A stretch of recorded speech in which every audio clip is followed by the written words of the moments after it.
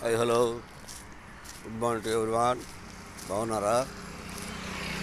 ఈరోజు ఏంటంటే మరి రామోజీరావు గారి సంస్మరణ సభ.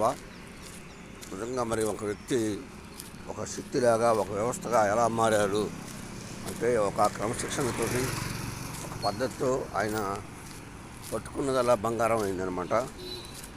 మరి ఆయన నిర్మించిన సామ్రాజ్యం చూసుకున్నప్పుడు ఈనాడు కార్యాలయాలు కానీ అలానే press, next Ramoji film city, తర్వాత ప్రియా పచ్చళ్ళు, మార్గదర్శి, అన్నదాత అని ఇలా ఏ పెట్టుకున్నా సక్సెస్ అయ్యాడు. దానికి గల కారణం ఏంటంటే ఆయనలో ఉన్న కసి మరియు పట్టుదల. మరి అవసరమైతే పెద్ద పెద్ద శక్తులు కూడా ఢీకొట్టాడు ఆయన.